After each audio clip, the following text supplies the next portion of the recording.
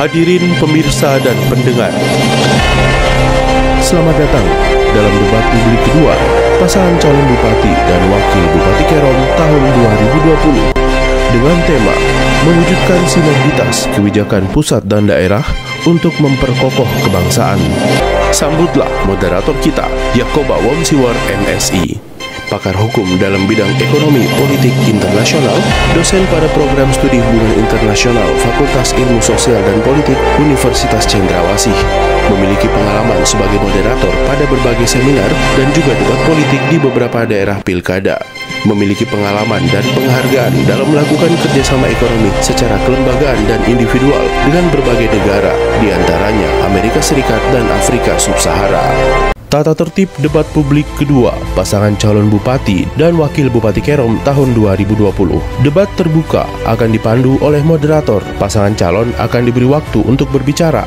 Tidak dibenarkan memotong pemaparan pasangan calon lain pada saat pasangan calon tersebut sedang berbicara. Waktu segera dimulai ketika pasangan calon mulai berbicara. Pasangan calon tidak diperkenankan memberikan pertanyaan yang menyerang personal pasangan calon lainnya. Pertanyaan antara pasangan calon harus seputar tema, visi, misi, dan juga program. Moderator memiliki hak untuk memberhentikan pemaparan pasangan calon jika pemaparan keluar dari tema, visi, misi, dan juga program. Moderator akan menghentikan pemaparan pasangan calon ketika waktu yang tersedia telah habis. Pasangan calon wajib bersikap sopan dan saling menghargai sesama pasangan calon lainnya.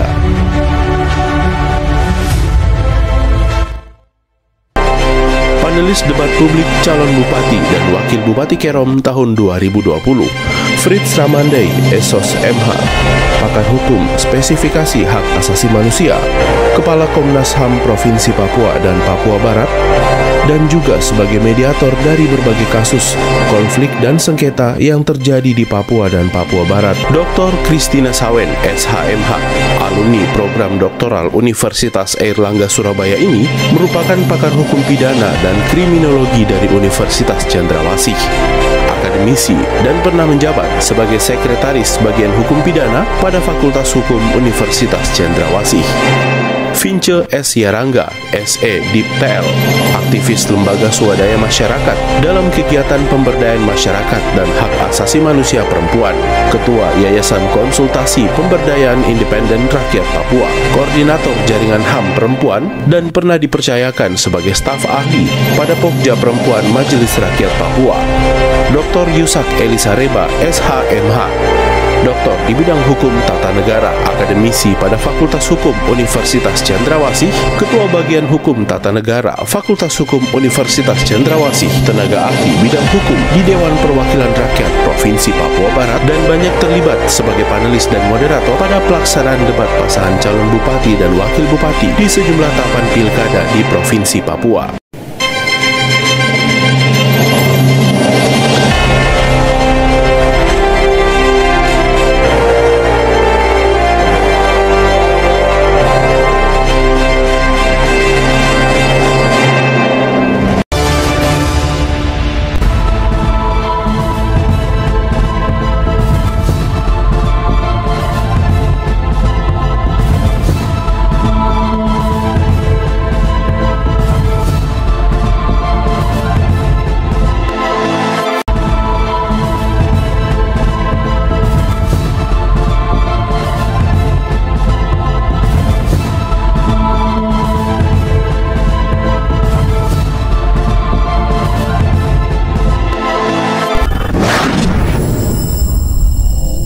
Tiba saatnya Indonesia untuk memilih. Bersama datang ke TPS, salurkan aspirasi. Langsung umum, bebas, rahasia, jujur dan adil. Demi Indonesia damai sejahtera, kita memilih untuk Indonesia. Menggapai cita lewat suara kita. Bagimu Indonesia, sukseskan demokrasi. Jadi pemilih berdaulat negara Indonesia Tuhan.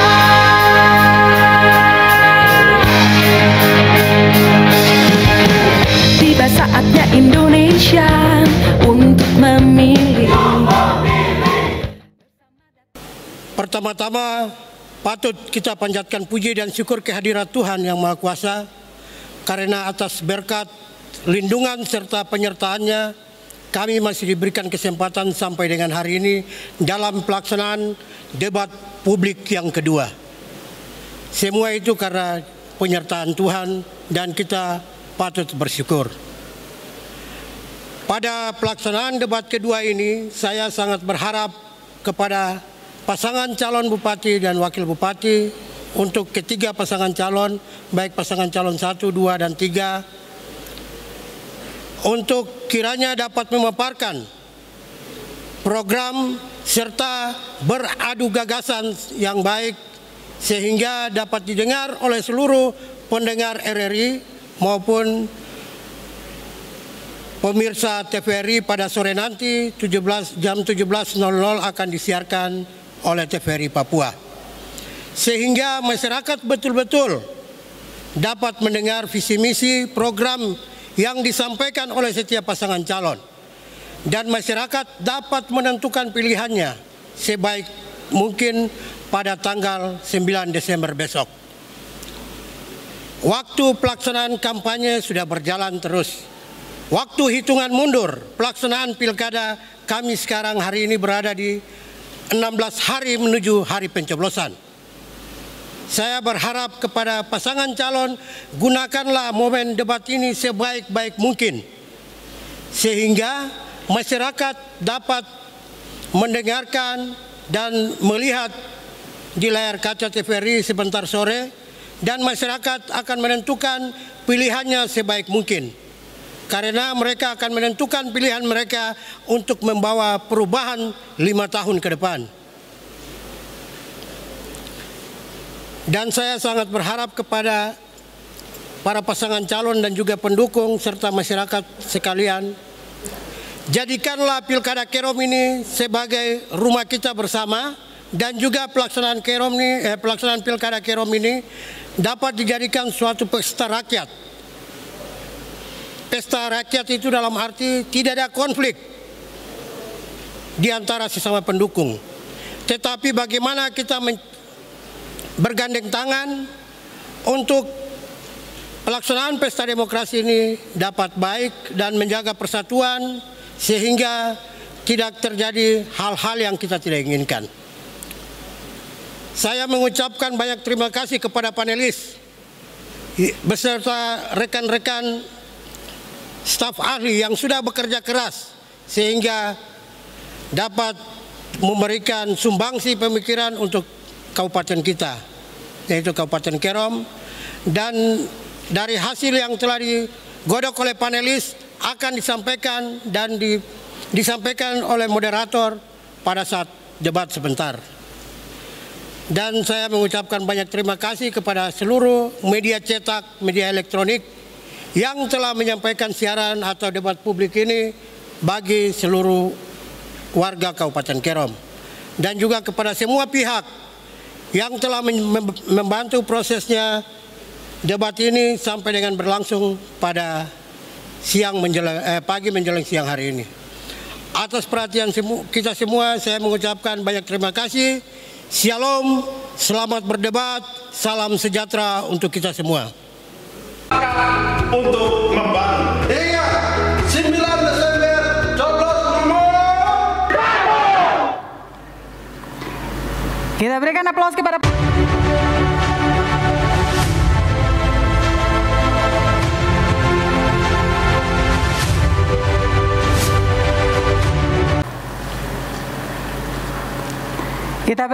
kepada pasangan calon nomor urut 3.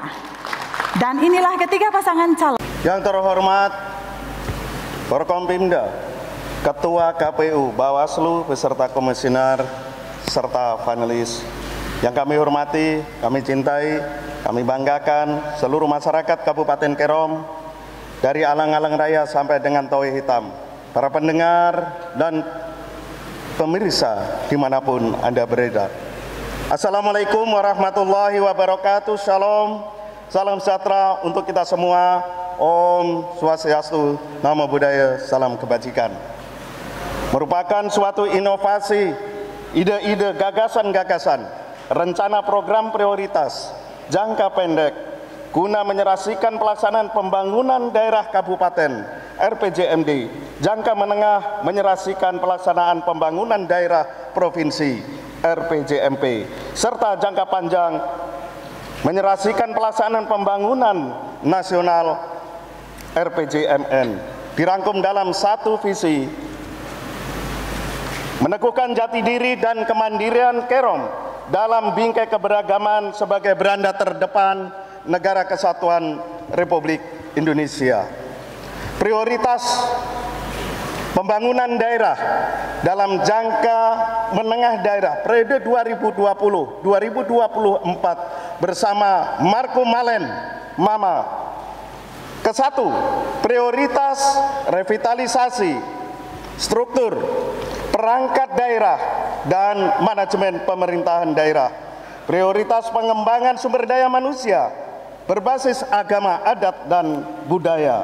Prioritas percepatan pembangunan infrastruktur daerah dasar berbasis wilayah secara berkeadilan, terintegrasi, dan berkelanjutan.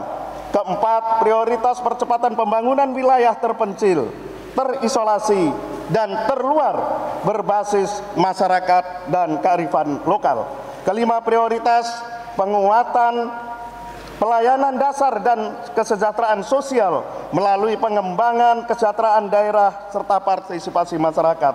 Keenam, prioritas pembangunan ekonomi produktif dan kreatif serta berpotensi sumber daya dan berdaya saing. Prioritas perlindungan sumber daya dan lingkungan berbasis kearifan lokal. Tentunya penyelesaian pelaksanaan pembangunan daerah, kabupaten, provinsi, dan nasional dalam pemerintahan, pembangunan, serta kemasyarakatan setelah memperkokoh persatuan dan kesatuan bangsa dalam negara kesatuan Republik Indonesia. Dilihat dari segi politik, ekonomi, sosial, budaya, pertahanan, dan keamanan.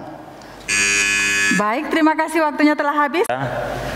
Bapak Ibu, para hadirin sekalian yang hadir di gedung pramuka ini, Shalom, salam sejahtera untuk kita sekalian. Assalamualaikum warahmatullahi wabarakatuh. Om Swastiastu. Dalam 5 tahun ke depan, pasangan Peter Busbager Wafir Kosasi bersih akan mewujudkan Kabupaten Kerom yang bangkit, inovatif, mandiri, bermartabat, dan berkelanjutan. Ini selaras dengan visi misi Gubernur dan Wakil Gubernur Provinsi Papua dan juga Presiden dan Wakil Presiden Republik Indonesia yang akan kita terjemahkan. Untuk mewujudkan visi tersebut, kami akan melakukan beberapa pemantapan dan peningkatan. Yang pertama, pemantapan tata kelola pemerintahan, bersih bebas KKN, peningkatan etos kerja, disiplin kerja, dan profesionalisme. Yang berikut adalah pemantapan mutu SDM dengan pendidikan rata-rata 12 tahun.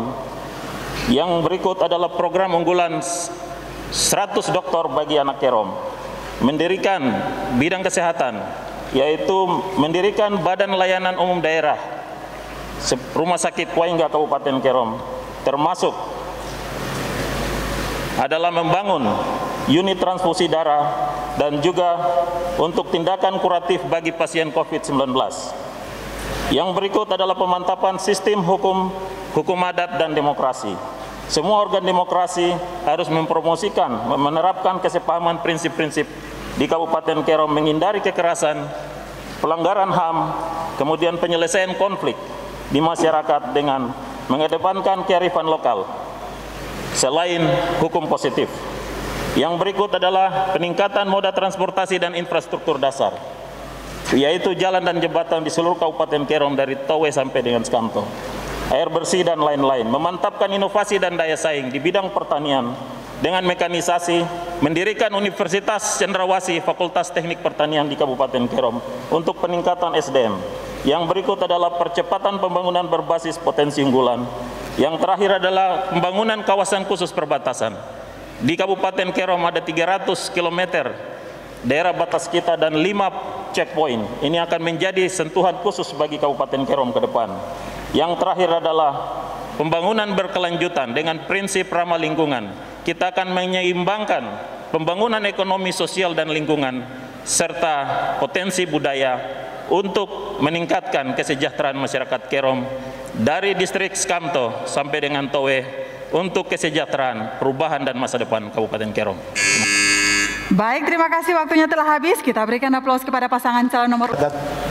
Masyarakat Kerom yang saya hormati,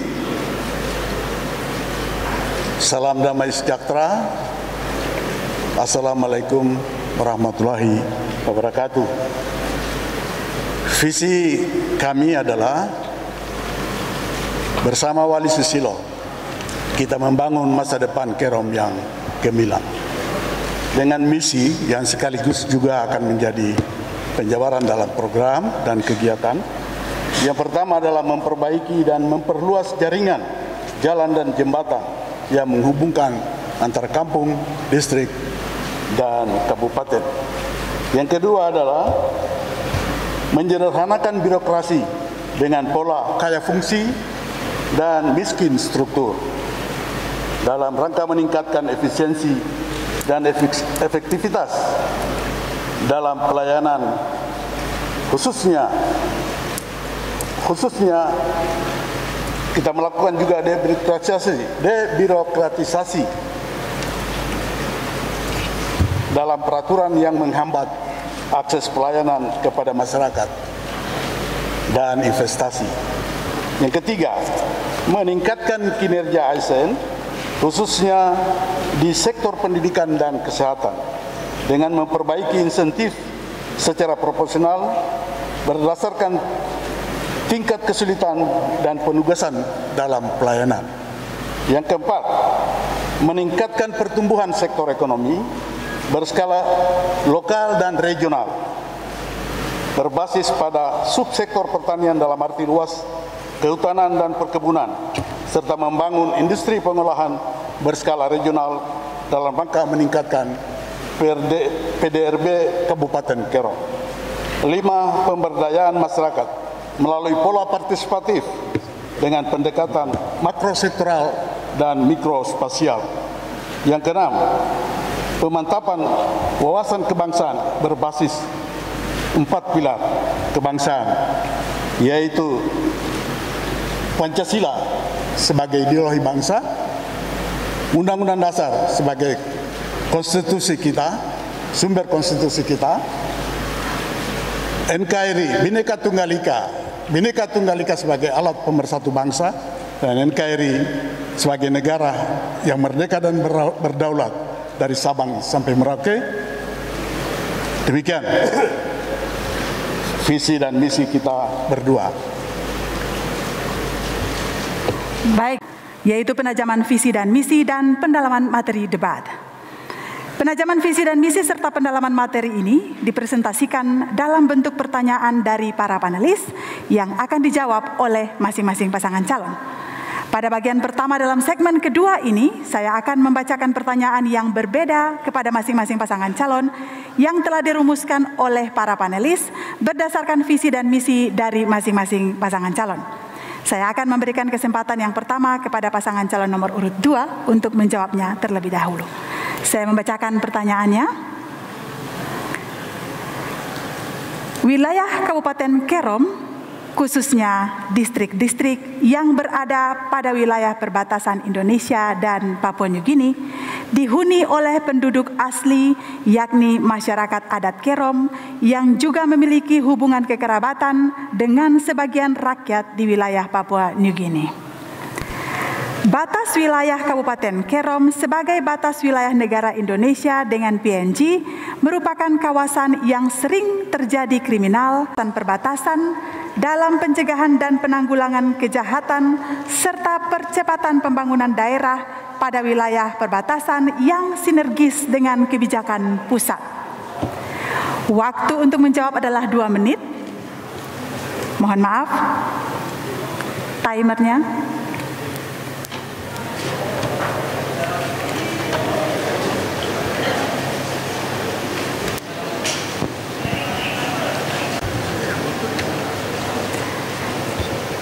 Baiklah, waktu untuk menjawab adalah 2 menit, dimulai dari Anda berbicara. Baik, panjang garis perbatasan Kabupaten Kerom sepanjang 300 km. Kita memiliki 3 PLB tradisional, 5 PLB yaitu PLB dari Nyau Sangke, Skofro sampai dengan Niliti di Towe. Kita mempunyai 30 jalan tikus yang menjadi pusat penyeludupan atau jalur penyeludupan barang-barang terlarang. Dan kampung-kampung asli ini, maka strategi untuk merubah kawasan perbatasan yang sering terjadi gray area atau daerah abu-abu ini, saya akan bersama Pak Wafir melakukan kerjasama antar desa perbatasan, membangun ekonomi di kawasan perbatasan untuk bekerja sama dengan pemuda adat, pemuda gereja, Polmas, dan juga tokoh-tokoh gereja. Yang berikut adalah kita akan melakukan peluang untuk ekspor produk pertanian seperti beras, jagung, daging, dan telur ke Papua Nugini. Kita juga akan membuka pasar-pasar tradisional sesuai dengan tradisi masyarakat setempat. Kita juga akan melakukan peluang kerjasama sektor informal, perbengkelan, kuliner, mebel, dan lain-lain. Kerjasama pengolahan CPO karena distrik Bewani di bagian timur Kerom juga sudah pengembangan kebun kelapa sawit. Maka kita akan melakukan kerjasama di bidang perkebunan kelapa sawit untuk menjual atau membeli produk CPO. Kita juga akan melibatkan Pamtas perbatasan, TNI Polri di perbatasan untuk mendorong program DD dan ADD untuk peningkatan kesejahteraan masyarakat bersama-sama untuk memajukan ekonomi masyarakat di perbatasan. Selanjutnya silakan Pak Wakil. Tambahan adalah kerjasama sektor informal, perbengkelan, kuliner, dan lain-lain, bahkan sektor konstruksi properti yang kita bangun antara PNJ dan... Kita juga akan membangun rumah promosi untuk Kabupaten Kerom. Baik, terima kasih, waktunya telah habis. Kita berikan aplaus kepada pasangan calon nomor urut 2. Pencegahan dan penanggulangan penyebaran wabah COVID-19 oleh pemerintah daerah adalah wujud upaya menyelamatkan kehidupan masyarakat Kerom dari ancaman wabah COVID-19. Kabupaten Kerom yang sebagian wilayahnya berbatasan dengan negara PNG merupakan tantangan bagi daerah dalam kebijakan pencegahan dan penanggulangan wabah COVID-19 karena merupakan jalur melintas antar warga negara Indonesia dan PNG serta berpotensi menimbulkan klaster-klaster penyebaran COVID-19 di wilayah Kabupaten Kerom. Pencegahan dan penanggulangan wabah COVID-19 memerlukan sinergitas dengan pemerintah provinsi dan pemerintah pusat. Pertanyaannya, apa kebijakan yang tepat untuk diterapkan dalam pencegahan COVID-19 yang dapat terukur capaiannya bagi masyarakat Kabupaten Kerom?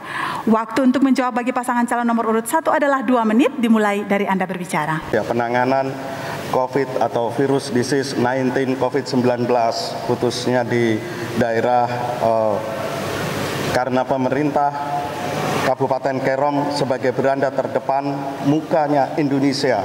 Untuk itu ada 5 aspek tadi sudah saya sebutkan dari segi politik, ekonomi, sosial, budaya, pertahanan, dan keamanan.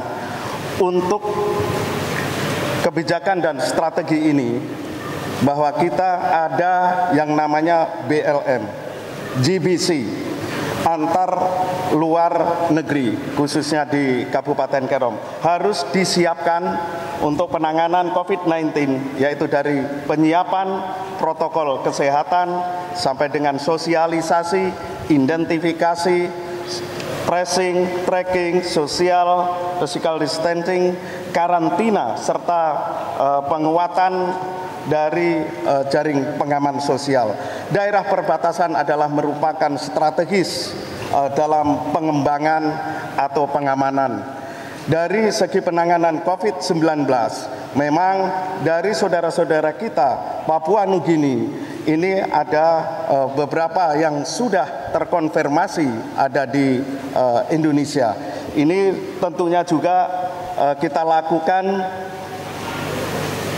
pembinaan dari mulai pola hidup bersih, sehat, disiplin, Bahkan edukasi cuci tangan pun juga kami sudah lakukan, social physical distancing. Dari kerjasama itu bukan hanya dalam masa COVID-19 ini. Waktunya telah habis. Kita setiap suku bangsa yang mendiami wilayah Kabupaten Kerom merupakan modal dasar dan kekuatan pembangunan yang turut berpengaruh terhadap percepatan dan kemajuan pembangunan daerah. Di sisi lain, jati diri dan perbedaan identitas dapat berpotensi menimbulkan konflik ketika keberagaman tidak dipahami sebagai kekuatan pembangunan yang strategis. Apa yang akan dilakukan oleh pasangan calon agar jati diri dan identitas setiap suku bangsa di Kerom dapat dioptimalkan dalam mendukung kebijakan pusat dan daerah guna percepatan dan kemajuan pembangunan Kerom? Waktu untuk pasangan calon menjawab adalah 2 menit, dimulai dari pasangan calon berbicara. Yang pertama itu dengan keberagaman suku, agama, dan lain sebagainya, kita berusaha untuk seperti tadi saya katakan, kita berusaha keras untuk pembinaan, pemantapan terhadap wawasan kebangsaan dengan berdasarkan pada 4 pilar tadi, yaitu ideologi Pancasila, kemudian Undang-Undang Dasar 1945 sebagai dasar konstitusi kita, kemudian lalu NKRI sebagai negara kesatuan yang sudah final berdaulat penuh, di mana setiap orang boleh hidup di negeri ini dengan bebas dan dalam kemerdekaan itu. Lalu Bhinneka Tunggal Ika sebagai alat pemersatu bangsa kita. Dalam kaitan dengan penciptaan lapangan kerja supaya tidak ada pengangguran, apalagi dalam masa COVID dan sebagainya, kita mempunyai program unggulan, yaitu program budidaya singkong yang akan menjadi primadona. Singkong diproses melalui pabrik, mendapat tepung tapioka, dan tepung tapioka ini dia berskala regional pemasarannya. Nah, oleh sebab itu saya kira seluruh kebutuhan masyarakat lokal yang hari ini secara tradisional melakukan kegiatan-kegiatan ekonomi, coba kita angkat.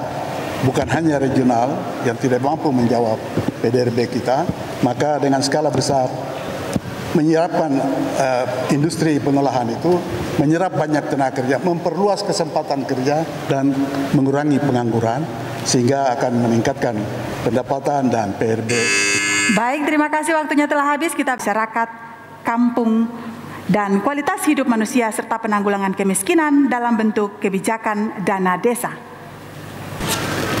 Kebijakan pusat dimaksud akan memberi dampak kemanfaatan bagi masyarakat kampung apabila mendapat dukungan dari pemerintah daerah.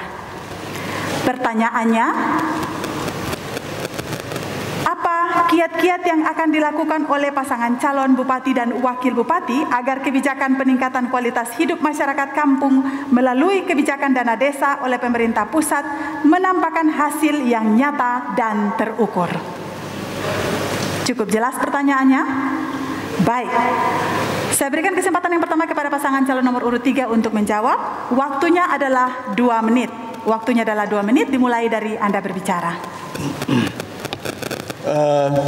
Sesuai dengan Undang-Undang Nomor 25 tahun 2004 tentang Sistem Perencanaan Nasional, maka dana desa ini adalah bagian dari apa yang disebutkan dalam Sistem Perencanaan Nasional, yaitu yang tadi kami sudah cantumkan, yaitu bagaimana pemberdayaan masyarakat dilakukan secara partisipatif, artinya top down, makro sektoral, dan bottom up melalui pendekatan mikrospasial. Oleh sebab itu, saya kira apa yang dilakukan oleh pemerintah pusat, penerapannya harus kita paham berdasarkan Sistem Perencanaan Nasional ini. Supaya sinergitas untuk memajukan masyarakat itu tidak hanya top down, tetapi juga harus dengan bottom up. Ini langkah-langkah pendekatan yang harus kita pahami betul. Sehingga dalam penyusunan perencanaan itu mencakup hal ini dengan baik, harus dilakukan. Ya, sehingga potensi yang dimiliki oleh rakyat itu digali dan mereka lakukan untuk meningkatkan kualitas hidup mereka dan juga sekaligus menjawab kesejahteraan mereka dengan dana yang dialokasikan kepada desa. Demikian, terima kasih. Masih ada tambahan? Dana desa harus ada perencanaan yang matang dan pengawasan pemerintah daerah yang matang. Karena dalam Undang-Undang Desa, kepala desa diberi otonom di dalam pengelolaan dana desa. Sehingga dengan SDM yang sangat terbatas, maka perencanaan dan proses pelaksanaannya sangat-sangat tidak sesuai dengan apa yang diinginkan oleh rakyatnya. Oleh karena itu ada pembinaan rutin, ada pengawasan rutin dari sektor pemerintah, semua pihak terlibat di dalam proses. Kepala desa tidak akan mampu menjalankan perencanaan dengan sendiri, pengawasan dengan sendiri, kebijakan dengan sendiri. Maka yang terjadi adalah kesimpangan. Baik, waktunya telah habis. Kita berikan aplaus kepada pasangan calon nomor urut 3. Desa serta alokasi dana desa terus-menerus diberikan peningkatan. Untuk itu saya berpesan semua dari kepala kampung yang ada di 91 kampung itu harus digunakan sebaik-baiknya dari mulai perencanaan, pembangunan, serta beberapa bantuan karena di dalam situasi masa pandemi yang dibiayai adalah dari sektor kesehatan serta jalan-jalan produksi supaya di pertanian di kampung-kampung itu bisa dikeluarkan dan dijual secara baik. Berikutnya, di samping itu juga membiayai dari sektor lainnya seperti jaringan atau air, listrik, dan listrik itu dari dusun-dusun, bahwa kami ketahui bahwa ada 93 dusun di Kabupaten Kerom, apalagi di daerah perbatasan ini. Ini merupakan sentuhan tentunya di dalam jalan-jalan produksi itu supaya peningkatan ekonomi pertanian. Dan di lain pihak kita tidak bisa mengabaikan juga dari segi pendidikan untuk anak-anak sekolah karena APBD kita sangat anjlok dari pendapatan sejak pandemi COVID-19 ini. Namun saya akan mempertahankan dan memberikan kenaikan secara khusus dari anggaran alokasi dana desa. Tahun ini kami berikan atau mengalami kenaikan 9 miliar lebih dan dibagi di seluruh untuk kampung-kampung yang ada di Kerom. Untuk peningkatan sarana prasarana. Baik, terima kasih. Waktunya telah habis. Kita berikan aplaus kepada pasangan. Ini satu kebijakan yang sangat berpihak kepada rakyat dari pemerintah pusat. Tugas pemerintah daerah adalah menindaklanjuti, mendukung penuh. Maka saya lihat persoalan di Kerom akhir-akhir ini adalah kita perlu meningkatkan kualitas SDM aparatur kampung.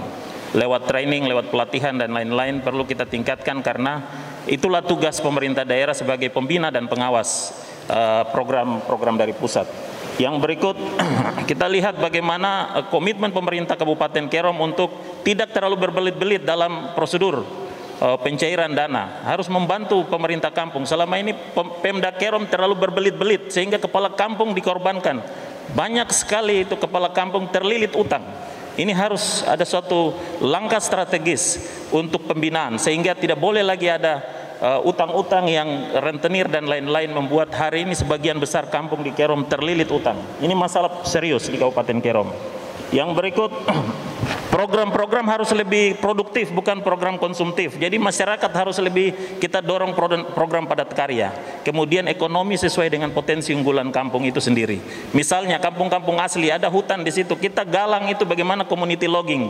Pemda Kerom bantu dengan budget sharing, kita bantu alat-alat untuk masyarakat di pinggiran hutan dan sekitar hutan. Untuk masyarakat petani seperti apa? Kita bantu kepada petani, memberi modal, memberi bantuan subsidi pupuk, alat pertanian dan lain-lain. Kemudian sektor informal, pedagang sate, tukang pisang goreng, penjual pinang, ini harus dari dana kampung ini bisa didorong untuk di era pandemi seperti ini sektor ekonomi harus hidup untuk menggairahkan situasi ekonomi. Mungkin Pak Wakil tahu. Hal yang tidak kalah penting adalah kita berkuat untuk pengawasan di sektor pengawasan tingkat desa. Baik, terima kasih. Waktunya telah habis. Kita berikan aplaus kepada pasangan calon nomor urut 2 atas penyampaian jawaban di daerah oleh pemerintah pusat melalui perizinan yang seringkali menimbulkan permasalahan hukum dengan masyarakat adat sebagai pemilik hak ulayat. Pertanyaannya, apa konsep yang ditawarkan oleh pasangan calon bupati dan wakil bupati agar pengelolaan hutan di Kabupaten Kerom oleh pemerintah pusat dan pemerintah daerah dapat memberikan manfaat yang nyata bagi masyarakat adat dan kemajuan pembangunan daerah? Oleh pasangan calon bupati dan wakil bupati agar pengelolaan hutan di Kabupaten Kerom oleh pemerintah pusat dan pemerintah daerah dapat memberi manfaat nyata bagi masyarakat adat dan kemajuan pembangunan daerah. Kesempatan yang pertama akan saya berikan kepada pasangan calon nomor urut 1. Untuk pengelolaan hutan SDA, sekarang regulasinya sudah mulai berubah. Tidak ditangani lagi oleh pemerintah kabupaten. Tentunya kita harus melihat undang-undang, regulasi, peraturan dari mulai provinsi sampai juga dengan ke pemerintah kabupaten. Konsepnya adalah kita harus bersinergi dari mulai kabupaten, provinsi, dan pemerintah atasan atau pusat. Karena masalah dari sejak beberapa tahun yang lalu, begitu pemerintah kabupaten diberikan kewenangan untuk mengelola SDA, hutan, dan lain sebagainya, itu kita sangat sulit sekali. Intinya harus kita berkoordinasi dari pemerintah provinsi dan pusat. Karena di dalam regulasi selain diambil alih masalah kehutanan, investasi, kita hanya menyediakan dan menerima manfaat. Ini yang dari beberapa tahun terakhir ini memang tidak memungkinkan saya berinovasi karena kebijakan telah diambil oleh pemerintah provinsi dan pusat. Namun mempunyai strategi dari lembaga-lembaga adat yang ada di Kabupaten Kerom. Apabila memungkinkan harus dilakukan rapat-rapat koordinasi, komunikasi, dan diimplementasikan juga dengan semua selain tokoh adat, berarti tokoh masyarakat, tokoh agama yang keseluruhannya di Kabupaten Kerom ini terus-menerus. Baik, waktunya telah habis. Kita berikan aplaus kepada pasangan. Luas hutan Kabupaten Kerom itu 80% dari total luas Kabupaten Kerom. Sekitar 942, sekian hektar. Ini menjadi potensi yang besar apabila kita benar-benar memahami kebutuhan masyarakat. Fakta mengatakan bahwa hampir 80% masyarakat asli di dalam dan di sekitar kawasan hutan miskin. Ini satu tantangan. Maka tidak ada alasan kalau hari ini Undang-Undang 41 tentang kehutanan itu berkata bahwa kebijakan itu ada di pusat. Hari ini para pihak terkait sedang berjuang. Semasa saya wakil bupati, kami sudah berusaha dengan WWF untuk mendorong bagaimana NSPK itu permen yang mengatur tentang harus ada norma, standar, prosedur, dan kriteria tentang pengelolaan hutan. Kalau kita sudah punya NSPK, kita bisa kelola hutan itu sendiri. Maka saya akan mendorong community logging sebagai strategi dengan membantu semua masyarakat hutan memiliki koperasi sendiri yang dengan bantuan alat Lucas Mill. Mereka dengan Lucas Mill seperti di Papua Nugini bisa mengelola hutan, menghitung potensi tegakan sendiri, kemudian mereka mengelola papan balok sehingga bisa membangun rumah dari kayu-kayu yang bagus, papan balok yang bagus. Ya, jadi tidak hutan kita hanya melihat hutan, tapi hutan itu siang malam keluar dari Kerom tanpa jejak. Sehingga keberpihakan Pemda Kerom itu bisa, kecuali pemimpin daerah itu memahami bagaimana mengelola hutan. Kalau kita tidak paham, kita akan lempar tanggung jawab bahwa tanggung jawab hutan itu ada di pusat. Sebenarnya tidak. Kewenangan ada di daerah. maka lewat strategi community logging dengan mesin Lucas Mill, saya berkomitmen untuk meningkatkan ekonomi masyarakat di dalam dan di sekitar kawasan hutan untuk meningkatkan perekonomian dan bebas dari kemiskinan. Terima kasih. Baik, terima kasih. Kita beri. Pola pikir pengusaha dulu itu beda dengan sekarang. Pola pikir pengusaha cari untung. Sekarang kita ingin merumuskan kebijakan yang tidak semata-mata cari untung, tapi kebijakan yang saling menguntungkan. Artinya masyarakat adat itu adalah bagian dari usaha yang hadir, perusahaan yang hadir. Dan mereka tidak bisa dibiarkan begitu saja. Karena apa? Karena Tuhan sudah mengaruniakan potensi itu pada mereka. Tinggal kesepakatan yang nanti kita atur dalam peraturan supaya seperti apa masyarakat harus juga dijamin oleh perusahaan yang hadir agar mereka tidak mengemis, agar mereka tidak memberontak.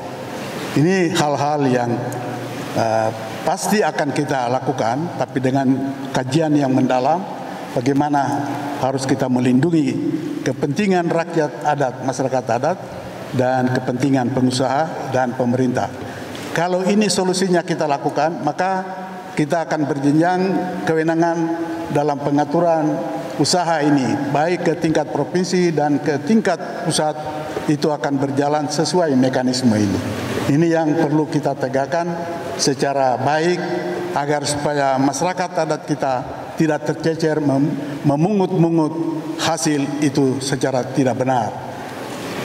Harus kita hargai mereka dan mendudukkan mereka pada porsi yang tepat untuk mereka mendapat penghargaan dari usaha skala besar yang akan hadir di bumi Cendrawasih ini. Apalagi ini daerah otonomi khusus, wajib semua harus mengikuti aturan yang berlaku. Demikian. Baik, terima kasih. Kita berikan cara. Terima kasih untuk pasangan nomor urut 1, Bapak Markum. Salah satu tugas yang diberikan kepada daerah adalah pelayanan umum pemerintahan, termasuk di dalamnya adalah merawat kerukunan umat beragama. Apa yang sudah Bapak lakukan selama menjadi wakil bupati 2 periode dan 4 tahun wakil sebagai bupati. Kepada Bapak Wali nomor urut 3, kenyataan masyarakat di kampung-kampung perbatasan Kerom itu banyak dusun-dusun dan masyarakat terisolir. Saya tahun ini sudah mengeluarkan 500 KK. Pertanyaan saya, suku terasing dan terisolir di kawasan perbatasan kampung-kampung dusun-dusun ini, selama Bapak 5 tahun jadi bupati, kenapa masyarakat Kerom di wilayah ini masih susah untuk konektivitas dan kampung-kampung ini masih terisolir dan mereka belum memiliki KTP warga negara Indonesia. Nah, ini tantangan yang sudah Bapak tinggalkan. Apa yang Bapak lakukan selama ini? Terima kasih. Baik, waktunya telah habis untuk memberikan pertanyaan. Saya berikan kesempatan. Terima kasih Pak Peter Gusbager. Memang kampung-kampung dan dusun-dusun yang terpencar luas itu kesulitannya adalah infrastruktur yang belum terkonek. Itu pertama kesulitannya. Lalu soal pemekaran itu memang tidak sembarangan, harus berdasarkan peraturan perundangan yang harus kita konsultasikan provinsi dan Mendagri bagaimana syarat-syarat yang diperlukan. Memang ada undang-undang yang mengatur soal itu. Oleh sebab itu saya kira untuk sementara kita akan tetap perlakukan kebijakan-kebijakan yang sudah kita ambil untuk pro rakyat ini, termasuk mereka yang terpencil di dusun dan sebagainya, untuk menikmati dana pemberdayaan desa ini dan dana pemberdayaan yang akan kita lakukan kepada masyarakat supaya mereka juga ikut membangun dirinya sendiri. Jadi tidak selalu harus top down, tapi kita alokasikan dana yang cukup bagi mereka untuk memberdayakan dirinya membangun secara baik. Demikian. Terima kasih. Masih tersisa waktu 37 detik. Masih mau ditambahkan atau cukup? Saya kira penting, memang ini masukan yang bagus. Pengalaman saya menunjukkan bahwa memang anggaran yang terbatas dengan dua wilayah yang berbeda secara geografi, ini memerlukan pendekatan-pendekatan yang juga berbeda. Tidak mungkin kita habis biaya di bawah, di atas kita kasih biar. Oleh sebab itu, supaya adil, maka kita turunkan secara partisipatif dana yang kita sudah turunkan, dan itu berlaku semula. Baik, waktunya telah habis untuk menjawab. Saya kembalikan. Saya adalah komitmen dari pemimpin. Kita sudah tahu Kabupaten Kerom ini kabupaten baru. Jadi tidak ada alasan, komitmen pemimpin itu harus clear and clean. Kita harus melakukan percepatan, lompatan. Kampung-kampung ini sudah terisolasi sejak sebelum Kabupaten Kerom ini ada. Dan tidak ada cara lain, kita harus buka konektivitas dan aksesibilitas wilayah dengan membangun jalan-jalan menghubungkan dusun-dusun. Hari ini masyarakat mulai dari Nyau Sangke sampai dengan Paitenda, Yabanda, kemudian Niliti di Towe, ini semua susah. Mereka pikul semen pakai manusia, seng, bahan bangunan, ini banyak sekali kesulitan. Jadi tidak ada cara lain, anggaran untuk pengelolaan wilayah perbatasan harus kasih naik dan ditingkatkan. Kemudian komitmen pemimpin daerah ini harus terus mengawal, membina kawasan perbatasan ini tanpa memandang kawasan perbatasan ini sebagai kawasan pinggiran. Baik, terima kasih. Waktunya telah habis. Saya kembalikan lagi kepada pasangan calon nomor urut 3. Calon nomor urut 3 untuk menanggapi sanggahan dari nomor urut 2. Waktunya 1 menit dimulai dari Anda. Ya, terima kasih. Ini memang tidak bisa sulap. Harus seperti yang diutarakan beliau. Tetapi kenyataan harus kita pelan tapi mantap. Karena itu saya mengambil langkah lebih bagus kasih alokasi dana kepada mereka supaya kita didik mereka, edukasi mereka untuk melakukan apa yang mereka bisa lakukan dari kemampuan keuangan negara yang kita bantu kepada mereka. Itu mungkin jalan yang singkat menurut saya. Terima kasih. Cukup? Baik, terima kasih.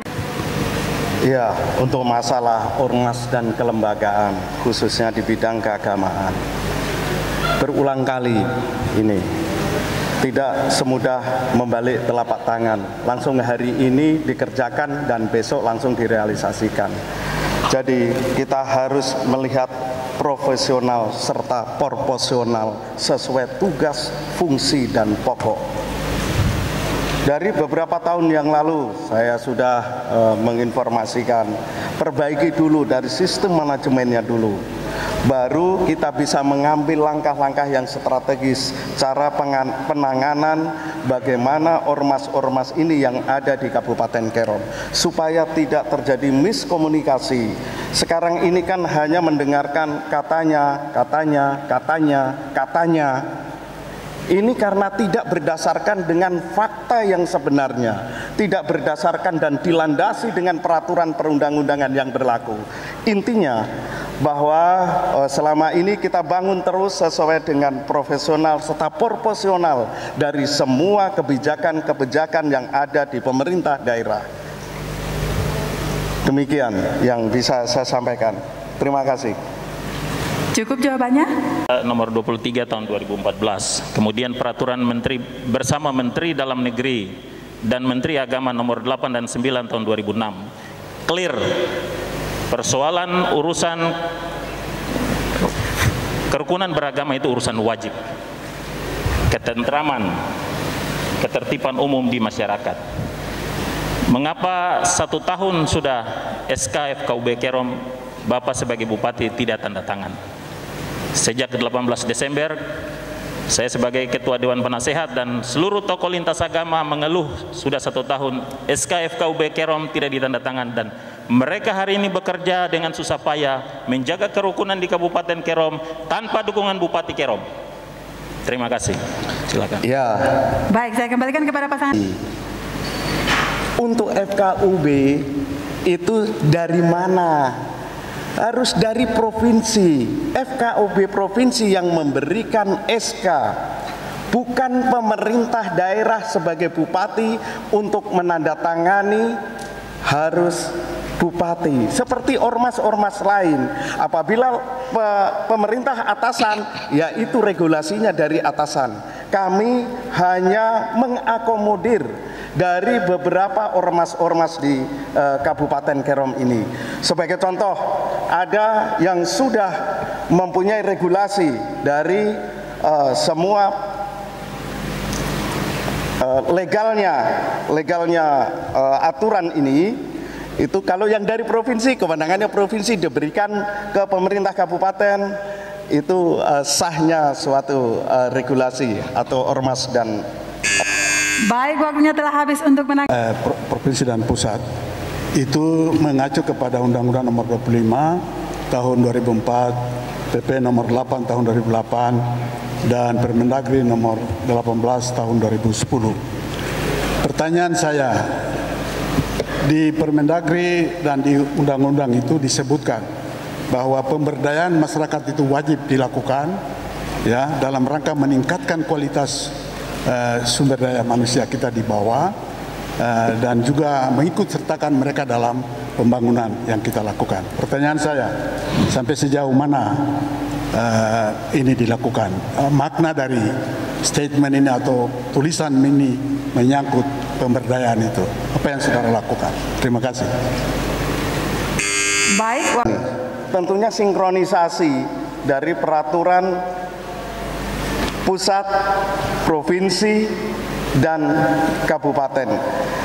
Selama ini kita tidak pernah sinkron. Pada waktu saya masih menjabat jadi wakil bupati, tidak ada komunikasi dengan pemerintah Provinsi Papua, bahkan saling berbenturan. Untuk itu dari mulai 2016 kami merubah, karena sinkronisasi regulasi dari mulai kabupaten, provinsi sampai dengan tingkat pusat, kalau sudah sinkron semua jenis pembangunan sampai dengan kemasyarakatan, sampai juga dengan masyarakat di Kabupaten Kerom.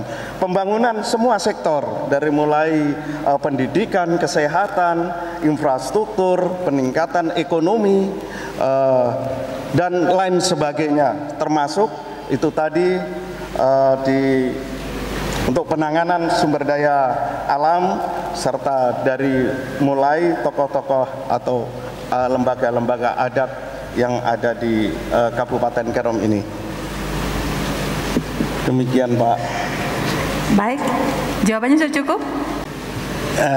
Yang apa itu menurut saya ini harus dipelajari baik karena ini kunci dari pembangunan. Karena dalam sistem perencanaan itu melalui mekanisme musrenbang ini yang penting. Oleh sebab itu bagaimana musrenbang bisa jalan hanya top down selama ini, tapi harus ikutkan partisipasi rakyat. Karena undang-undang menyebutkan dan peraturan pelaksanaannya menyebutkan bahwa partisipasi adalah salah satu pendekatan yang harus dilakukan untuk mendorong percepatan kemajuan daerah. Nah, itu sebabnya saya katakan bahwa tidak selalu harus top down, harus juga bisa bottom up. Ya, keselarasan ini akan terjadi ketika musrenbang ini tingkat kabupaten, provinsi dan nasional ini akan dipadukan melihat pada sasaran-sasaran pembangunan seperti yang dimaksud dalam undang-undang. Demikian. Baik, saya kembali. Kita itu sangat banyak. Namun secara regulasi kita sesuaikan dengan kondisi di daerah. Sesuaikan juga dengan kondisi dana perimbangan kita. Sebagai contoh, musrenbang keinginannya banyak, tapi skala prioritas hanya sedikit. Dari mulai tingkat kampung, distrik, kabupaten, bahkan dikolaborasikan juga dengan pemerintah provinsi dan Papua. Karena itu nanti, nasional. Karena itu nanti ada beberapa catatan, rekomendasi dari pemerintah provinsi serta pemerintah pusat sebagai pelaporannya. Tidak muluk-muluk kita melaksanakan pembangunan jangkauannya 1.000, 2.000, 500. Kenapa mesti begitu? Sesuaikan dengan kondisi real yang ada di Kabupaten Kerom, sesuai dengan kebutuhan. Baik, waktunya telah habis, kita berikan Pasal 18 ayat 2, ayat 5 UUD 45 itu sudah menegaskan bahwa negara mengurus daerah diberikan kewenangan untuk mengatur daerahnya sendiri, terutama undang-undang tadi tentang pemerintah daerah sudah memberi kewenangan. Maka saya pikir tentang aspek pemberdayaan ini tidak ada salahnya ketika semua pemerintah, termasuk saya terpilih, saya akan memberdayakan masyarakat. Nah, soalnya adalah kita punya peraturan Menteri Dalam Negeri yang mengatur, ya, dalam hal perencanaan penganggaran, yaitu Permendagri nomor 70 dan 90 tahun 2019. Ini mengatur kodifikasi, klasifikasi, kemudian nomenklatur perencanaan pembangunan dan keuangan daerah. Jadi kita tidak sebebas itu untuk mengatur keuangan daerah.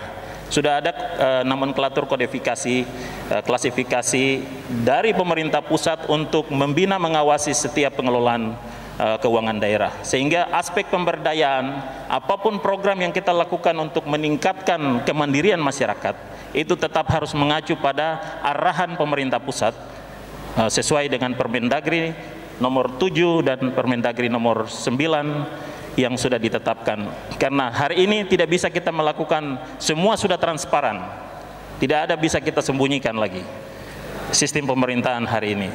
Sehingga kita jangan melakukan suatu program pemberdayaan yang bisa bertentangan dengan kebijakan pusat, lalu membuka ruang-ruang korupsi baru dengan anggaran yang kita turunkan, bisa tanpa menyiapkan kapasitas building dari masyarakat aparatur kampung, kita turunkan, ini akan menimbulkan praktek-praktek korupsi baru yang bisa membahayakan aparatur kecil di daerah-daerah RT RW yang belum siap untuk menerima program pemberdayaan. Perlu kesiapan matang sebelumnya. Terima kasih. Baik, saya kembalikan waktu kepada mereka tidak terima pemberdayaan, lebih bagus proyek. Jadi pemberdayaan itu penting walaupun susah. Itu bagian dari demokrasi dan kedaulatan rakyat yang memilih kita. Rakyat berdaulat. Oleh sebab itu haknya kita berikan melalui pemberdayaan.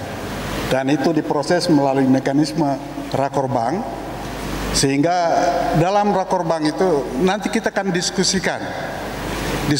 Saya tidak bicara soal besaran, tapi kebijakan ini sudah dalam Permendagri, dalam undang-undang. Ini undang-undang nomor 5, undang-undang nomor 8, undang 25 tahun 2004. Itu sudah diatur dan disebutkan bahwa daerah yang diberi kewenangan itu harus melakukan pemberdayaan terhadap rakyatnya, supaya tidak monoton top down dengan cara proyek, tapi harus pertama dengan cara yang arif dan bijak. Ini kunci.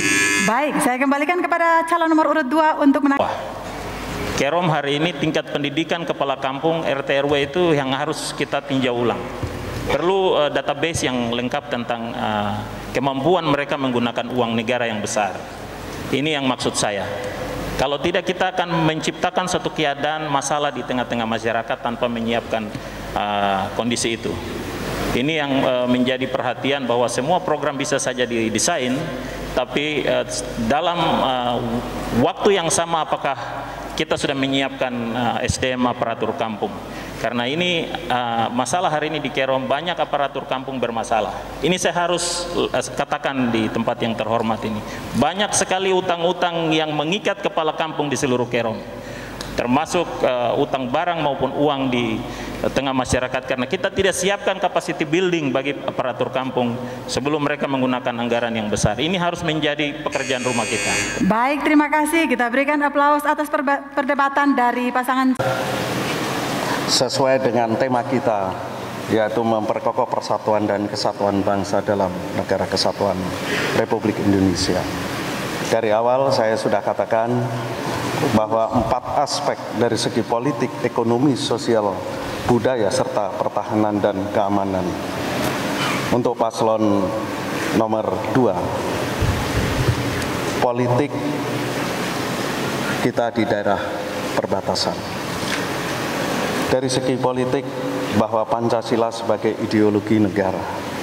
Untuk itu yang saya perlu tanyakan, strategi dan implementasi dari beberapa, karena pemerintah Indonesia sebagai beranda terdepan negara kesatuan Republik Indonesia, yaitu di Kerom, strategi dan implementasinya, karena muka kita dengan negara di Pasifik Baik, waktu untuk dimulai dari Anda berbicara. Sesuai dengan kebijakan Presiden Joko Widodo, nawacita tentang membangun dari pinggiran, itu suatu keniscayaan. Kita sebagai wilayah perbatasan, kita harus kiblatnya menghadap ke timur, ketimbang kita bangun ke barat.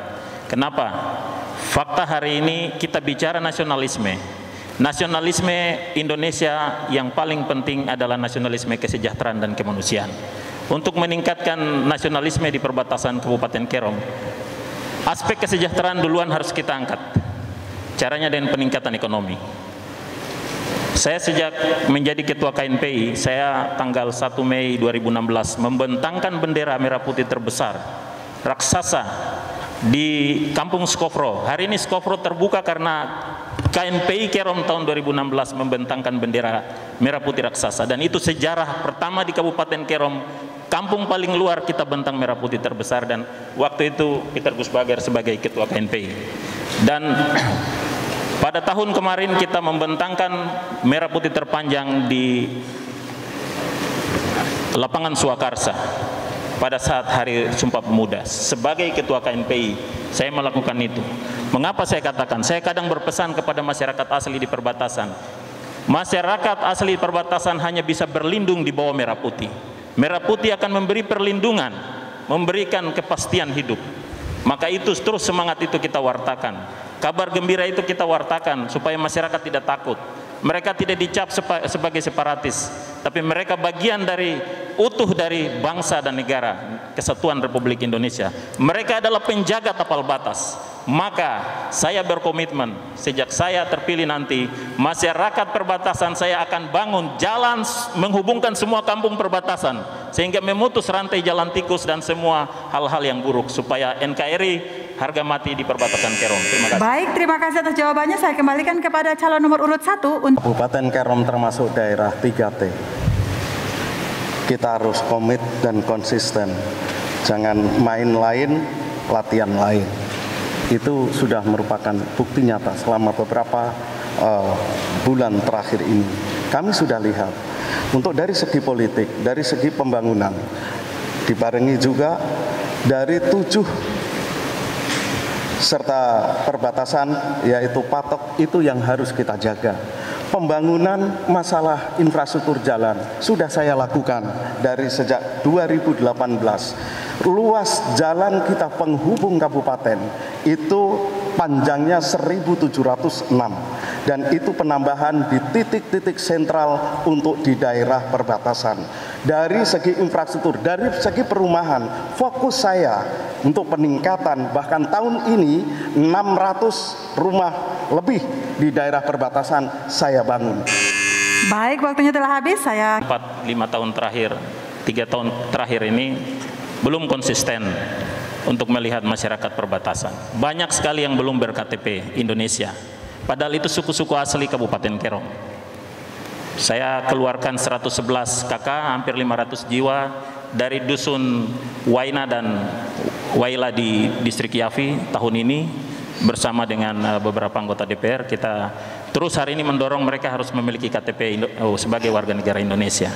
Sehingga nasionalisme kita bicara di perbatasan ini identik dengan perhatian. Kalau pemerintah konsisten untuk memperhatikan masyarakat di perbatasan ini, saya yakin tidak ada gejolak-gejolak, tidak ada orang-orang yang datang untuk melakukan kekerasan bersenjata di wilayah perbatasan. Kita harus konsisten memperhatikan itu.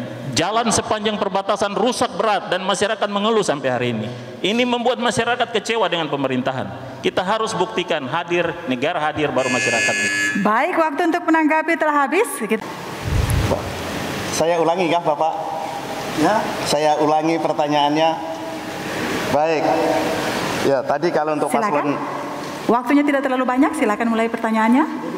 ya, dari pertahanan dan keamanan sebagai anak bangsa, itu tadi bahwa muka beranda terdepan negara kesatuan Republik Indonesia itu ada di Kerom karena dengan Pasifik, strategi dan implementasinya. Terima kasih. Baik, cukup ditangkap? Ya, waktunya 2 menit untuk menjawab. Silakan dimulai. Ya, soal pertahanan keamanan, kita ada di wilayah perbatasan tentu itu harus melakukan koordinasi yang efektif dengan berbagai pihak, dalam hal ini TNI Polri, untuk merumuskan kebijakan-kebijakan yang strategis dalam kita menangkal semua gangguan, ancaman yang datang dari berbagai pihak, terutama pihak dalam negeri kita dan juga pihak luar negeri. Ini memang tidak mudah untuk mempertahankan komitmen kita berada dalam satu NKRI, satu negara kesatuan, dan kita harus mempunyai konsep yang jelas mengenai hal itu agar supaya kita tidak diganggu sembarangan saja oleh isu-isu yang menyebar di mana-mana. Dan kita akan juga berusaha membantu TNI Polri yang ada di perbatasan ini, ya, supaya mereka itu bekerja secara baik, nyaman, dan menjaga keutuhan wilayah di daerah perbatasan. Saya kira itu konsep yang sederhana, tetapi berikanlah porsi kepercayaan kepada mereka di pihak pertahanan keamanan ini untuk melakukan pembinaan yang tadi saya katakan berbasis pada 4 pilar utama itu, yaitu ideologi Pancasila harus semakin mantap di antara kita. Undang-Undang Dasar 1945 adalah sumber hukum kita yang harus kita padukan dalam setiap rencana dan kegiatan kita. Lalu NKRI itu sudah harga mati yang harus kita tanamkan secara baik turun-temurun, ya, supaya di dalam negara kesatuan ini kita tidak bertengkar lagi, kita tetap konsisten membawa negara ini atau daerah ini ke arah kemajuan. Terima kasih. Baik, waktu untuk menjawab telah habis. Majunya suatu daerah kita lihat lagi dari aspek keamanan. Kalau keamanannya itu begitu sudah aman di daerah itu, tapi kalau beberapa bulan terakhir atau tahun terakhir ini kan ada upaya-upaya desain. Kita bisa lihat bahwa kita sudah ketahui bersama dari jumlah penduduk 63.734 serta rasio Gini PDRB kita juga mengalami peningkatan dari 3,9 serta IPM kita terus menerus. Saya bersama dengan saudara Yusuf Ali pada waktu itu 0, sekian. Makanya begitu di 2016 mulai saya meningkatkan di dalam indeks atau IPM kita, sekarang ini sudah 66. Baik, waktunya telah selesai. Dan bisa enggak, itu penjelasan tambahan saja. Terima kasih. Baik, terima kasih. Cukup. Baik, yang saya banggakan dan saya hormati tamu undangan yang saya cintai, Bapak Wapir dan Bapak Malikus Soi. Kalau kita melihat dengan konsep pembangunan daerah, maka kita harus meningkatkan kesejahteraan masyarakat yang secara langsung ikut mengambil keputusan, ikut mempartisipasi dalam kebijakan-kebijakan itu. Lalu kita lihat sekarang, Kerom ini lahir atas dua sisi, yaitu lahir dari daerah terang dan lahir dari kampung asli. Kesenjangan pembangunan sangat-sangat tidak relevan. Ke depan, apabila Bapak terpilih menjadi wakil, bagaimana membantu Bupati untuk membantu kesenjangan pembangunan di wilayah kampung-kampung asli supaya tidak ada kesenjangan sosial antara kampung terang dan kampung asli. Terima kasih. Baik, cukup jelas. Baik, terima kasih atas waktu yang diberikan kepada saya. Saya perlu klarifikasi sedikit untuk ke depan untuk membangun sebuah kita mengawal Bupati. Apabila saudara bertanya kepada saya bahwa kita mengamankan atau membangun sebuah Kabupaten Kerom ini dengan berpihak kepada anak asli Papua dengan transmigrasi yang itu adalah Indonesia mini. Maka kita harus membuat pemerataan pembangunan terhadap kedua sisi itu. Mungkin itu saja. Terima kasih. Cukup jawabannya? Baik, saya kembalikan ke Pemerintahan berjalan 15 tahun, Bupati definitif telah berlaku. Ada persoalan mendasar yang dihadapi oleh Bupati dan Wakil Bupati, yaitu pertama, hampir semua kepala dinas itu tidak tunduk dan taat atas perintah Bupati dan Wakil Bupati. Terus kedua, visi misi Bupati selalu tidak dijabarkan oleh kepala-kepala dinas. Kepala dinas punya visi masing-masing. Ke depan harus kita konsen kepada kepala-kepala dinas, karena Bupati dan Wakil Bupati bukan tempat uang secara teknis. Yang memegang kebijakan uang adalah kepala SKPD. Oleh karena itu Wakil Bupati harus betul-betul meyakinkan kepada SKPD dan turun lapangan rasa keadilan sosial, sehingga Kampung Amsi ke depan ikut merasakan pembangunan yang sama sekali di 5 tahun sampai ini tidak merasakan pembangunan. Listrik tidak ada, perumahan tidak ada, bahkan ada eksodus masyarakat dari dapil 1 turun ke dapil 2. Ini persoalan yang mendasar yang kita kejar. Baik, terima kasih. Saya kembalikan kepada calon nomor. Pembangunan itu tidak bisa dibuka telapak tangan. Harus betul-betul dari hati. Baru menjawab semua itu. Dan yang saya perlu sampaikan yang pertama, soal ASN, kesadaran semua peraturan sudah dilakukan. Saya mantan ASN, yang saya sudah tahu hanya kesadaran terhadap individu tersebut sehingga bisa datang di tanah Kerom ini. Karena Kabupaten Kerom berada di Arso, maka 1 liter dari Jayapura ke sini bisa pulang pergi. Itulah persinggahan. Itu yang saya perlu jawab. Kesadaran ini kembali kepada individu pegawai negeri tersebut. Kedua, masalah pembangunan, kesadaran untuk menjawab itu semua. Tidak ada kesadaran, tidak akan menjawab semua. Dan kedisiplinan semua akan menjawab. Baik, waktunya telah habis. Kita beri. Terima kasih, Saudara Susilo, calon Wakil Bupati 03. Perlu saya tegaskan kembali juga bahwa lahirnya Undang-Undang Otonomi Khusus intinya adalah untuk menjawab pertanyaan saudara. Setidaknya ada 3 aspek oleh siapapun pemerintah daerah di Provinsi Papua ini wajib hukumnya untuk diperhatikan. Yang pertama adalah dari aspek kesehatan. Siapapun orang tahu bahwa dari sisi kesehatan saudara-saudara kita orang asli Papua adalah jauh lebih tidak baik ketimbang kita. Oleh karena itu dari sisi kesehatan harus ada keberpihakan terhadap orang asli Papua. Lahirnya puskesmas diwaris dan seterusnya intinya adalah untuk mengejar hal itu. Kemudian dari sisi pendidikan yang kedua, bahwa di Kerom setuju atau tidak tersetuju terjadi atau terdapat suatu generasi yang terputus dari sisi pendidikan. Ini kalau kebijakan kita sama dengan yang lain tidak mungkin akan bisa mengejar tanpa adanya afirmatif action di bidang pendidikan. Sebab itulah asrama yang sudah kita bangun yang selama ini sudah memakan biaya besar tapi fungsinya tidak berfungsi dengan baik, ke depan kita akan tata kembali. Yang tidak kalah pentingnya adalah untuk mengejar kesenjangan itu adalah dari aspek ekonomi. Bahwa otonomi khusus satu diantaranya adalah bagaimana keberpihakan bidang ekonomi kita berikan perhatian adalah political will dari pemerintah bahwa kita adalah serius menangani bidang ekonomi khusus orang asli.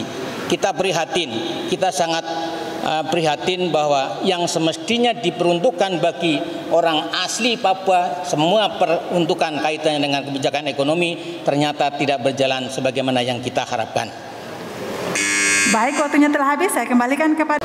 Kalau kita lihat kenyataan yang ada, baik dari daerah Kesnar turun sampai daerah Waris dan Arso Timur, ada kenyataan real di lapangan, ada fungsi pengawasan yang tidak berjalan yang dilakukan oleh pemerintah di tingkat kabupaten. Bukti real itu apa? Hampir semua sekolah di sana tidak ada kepala sekolah.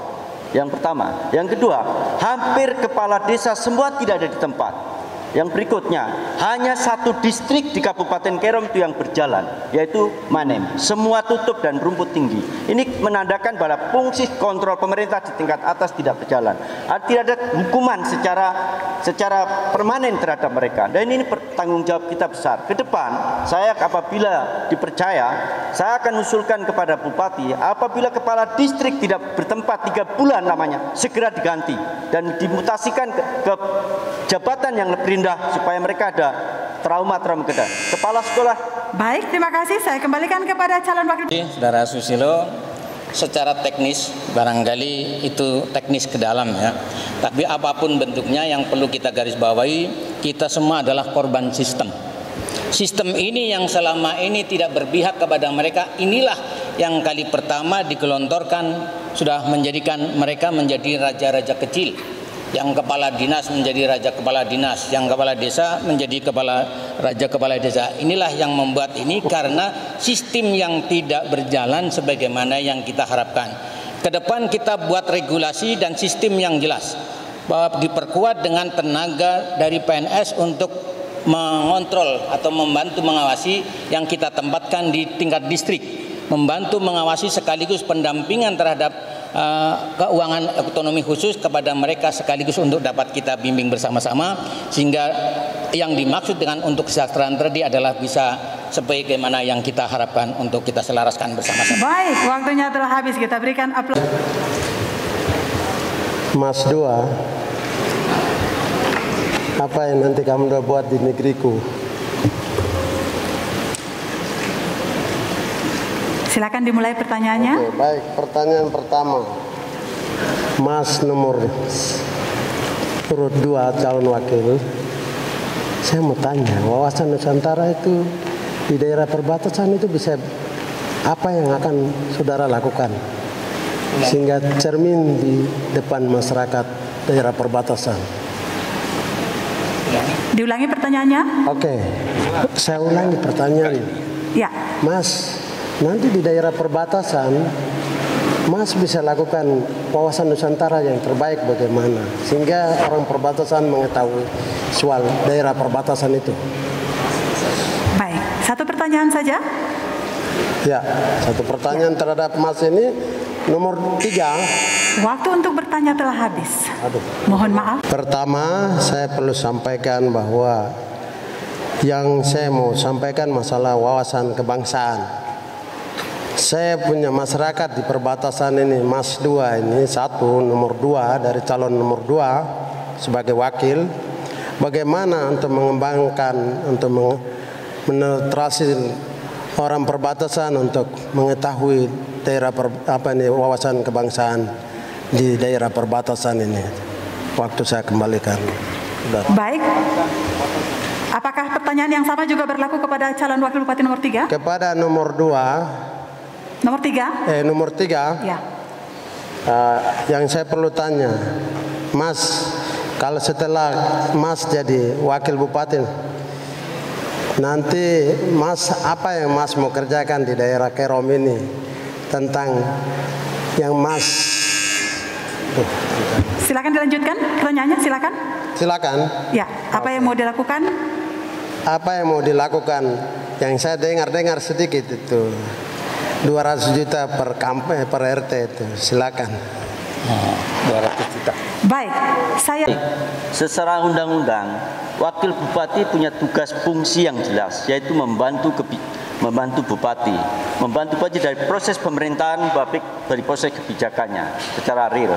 Nah, bagaimana supaya kebijakan bupati 200 juta bisa real, maka langkah-langkah koordinasi juga harus kita lakukan, langkah pengawasan harus kita lakukan. Yang pertama, wakil bupati harus meyakinkan kepada anggota DPR bahwa kepentingan rakyat lebih penting di situasi ekonomi seperti ini. Yang kedua, kita harus memberikan satu jaminan pelatihan yang real kepada tenaga-tenaga ahli yang akan membimbing penggunaan dana RT itu tersendiri. Karena di dalam otonomi khusus, apa yang tidak bisa, semua dikewenangan oleh bupati untuk membawa kebijakan demi rakyatnya itu sejahtera. Dengan situasi pandemik seperti ini, ada ekonomi yang lumpuh, ada pertumpukan kondisi pekerjaan yang tidak sesuai dengan porsinya. Maka ke depan dengan rakyat yang begitu lumpuh ekonominya, maka kalau kita salurkan keuangan kepada desa dengan pengawasan yang ketat, maka disitulah pertumbuhan ekonominya jalan, maka masyarakat juga akan bangkit dengan sendirinya dengan kondisi-kondisi yang dihadapi oleh sekarang. Intinya apalah? Koordinasi. Tidak ada yang tidak mungkin. DPR adalah wakil rakyat. Semua kalau keinginan rakyat dan semua untuk kesejahteraan rakyat, saya kira DPR juga tidak akan menolak itu. Intinya bupati dan DPR itu punya tanggung jawab yang sama. Intinya untuk membawa rakyatnya menjadi sejahtera, aman, damai, dan keadilan. Maka di sini bagaimana menciptakan rasa keadilan sosial, maka kami mencoba menerobos ke bantuan-bantuan secara langsung supaya Dapil 3, Dapil 1 di sana merasakan tadi proses keterlibatan langsung sebagai orang Papua untuk menikmati kebijakan-kebijakan pemerintah daerah secara real dan nyata dan dapat dilakukan oleh dalam menyambung kehidupan baik dari sisi pertanian, ekonomi, dan kesehatan yang mereka alami sekarang sangat sulit itu. Baik, waktunya telah habis. Saya kembalikan ke calon wakil bupati. Tadi aku nanya lain, latihan main lain, jadi saya tidak paham. Mas jelaskan tadi. Mungkin itu saja. Terima kasih. Baik, saya berikan kesempatan kembali kepada calon wakil bupati nomor urut 3 untuk menanggapi sanggahan. Si wakil bupati adalah membantu bupati. Jangan nanti wakil bupati melangkahi bupati. Yang penting itu punya. Artinya apa? Kesulitan-kesulitan bupati di dalam menjalankan pemerintahan itu wakil bupati ikut mengambil alih, ikut mengawasi, meyakinkan kepada rakyat bahwa program yang dirancangkan oleh bupati itu terlaksana sampai di tingkat bawah. Ini yang menjadi persoalan adalah di situ. Saya selalu amati pemerintahan ini 15 tahun. Bupati tidak didengar oleh kepala dinas. Ini persoalannya di situ. Setiap kepala dinas punya visi masing-masing. Jadi bupati agak sedikit kendala di situ. Ke depan, apabila saya dipercaya menjadi wakil, saya akan turun lapangan dan yakinkan kepada kepala-kepala dinas yang melawan bupati segera diganti. Dan harus tidur di Kerom supaya tahu permasalahan yang dihadapi oleh rakyatnya. Hampir semua kepala dinas tidur di kota. Bagaimana tahu permasalahan yang dihadapi? Baik, terima kasih, waktunya telah habis. Perdebatan yang cukup tegas.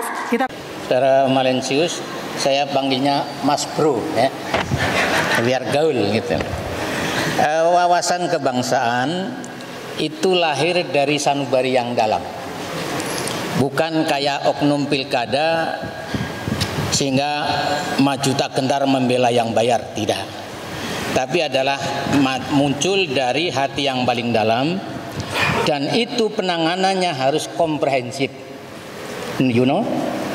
Artinya pertama, dalam semua aspek kehidupan seseorang itu akan tumbuh wawasan kebangsaan manakala ada kita secara keseluruhan pula seluruh elemen masyarakat untuk bersama-sama menumbuhkan nilai-nilai kebangsaan ini, bagaimana akan bisa tumbuh terhadap anak seorang bangsa. Dari sisi mana, Pak? Tidak lain pertama dari aspek pendidikan, baik pendidikan formal maupun non formal, semuanya adalah bermuara kepada nilai kebangsaan. Yang kedua, yang tidak kalah pentingnya, seseorang itu kadang-kadang terjadi gejolak adalah bukan faktor itu, tapi adalah faktor ekonomi. Orang mengatakan kadal fakru ayakuna kufron, bahwa keadaan ekonomi yang morat-marit boleh jadi seseorang akan menggadekan ideologinya hanya karena persoalan ekonomi. Karena itu ekonomi tidak bisa ditawar-tawar, harus ada keberpihakan untuk menumbuhkan sisi. Yang ketiga, yang tidak kalah pentingnya juga kembali kepada persoalan kesehatan. Kesehatan bukan segala, atau sehat bukan segala-galanya, tapi tanpa kesehatan segala-galanya tidak ada apa-apanya. Sebab itu kami berpendapat bahwa ingin meningkatkan kesehatan, bagaimana para tenaga medis untuk kita perhatikan secara keseluruhan. Dan yang tidak kalah pentingnya adalah dari sisi ideologi keagamaan.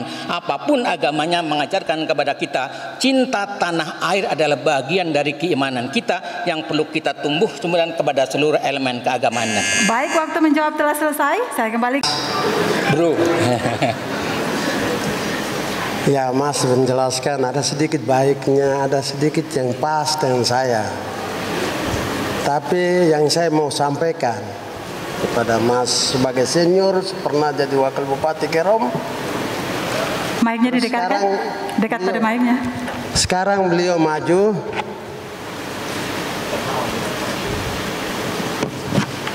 Tes. Oh.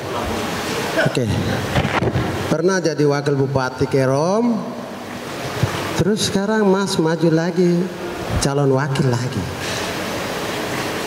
Kira-kira berapa persen yang Mas sudah mengamankan di daerah perbatasan tentang wawasan Nusantara kebangsaan? Saya perlu tanya, masih banyak yang ribut-ribut, Mas. Jangan ngomong sembarang loh. Terima kasih. Baik, saya kembalikan waktu kepada calon wakil bupati nomor urut 2 untuk satu. Keterpanggilan saya maju lagi adalah dari aspek bagaimana menanamkan nilai-nilai wawasan kebangsaan sesuai dengan yang ada pada saya dalam perspektif ideologi agama.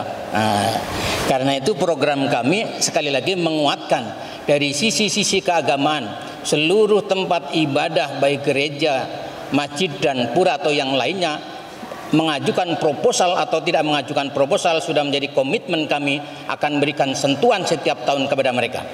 Yang kedua adalah kepada tokoh-tokoh agama, siapapun tokoh agama, mereka adalah bagian dari proses pembangunan dan sebagai pondasi dasar pembangunan ini akan menciptakan rasa wawasan kebangsaan bersama-sama kita untuk saling bergandengan tangan. Ini kita untuk dapat sinergikan bagaimana kita bersama-sama punya PR wawasan kebangsaan di Kerom akan senantiasa berkibar di waktu-waktu yang akan datang. Baik, terima kasih.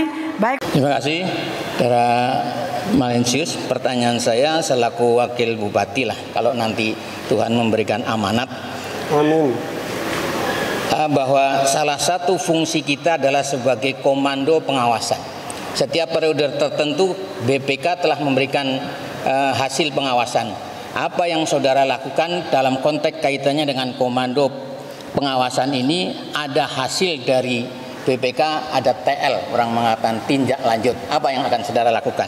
Yang kedua, kepada saudara Susilo, bahwa dalam konteks program 200 juta, saudara sebagai wakil bupati punya fungsi pengawasan. Apa yang akan saudara lakukan dalam konteks sebagai kita wakil bupati untuk mengawasi hal tersebut sehingga berjalan efektif, tidak menjadi program yang melangit tapi program yang membumi, dan kita tidak menciptakan raja-raja kecil di tingkat RT. Baik, waktu untuk bertanya telah habis. Apakah cukup dipahami? Baik, terima kasih Pak Wapir.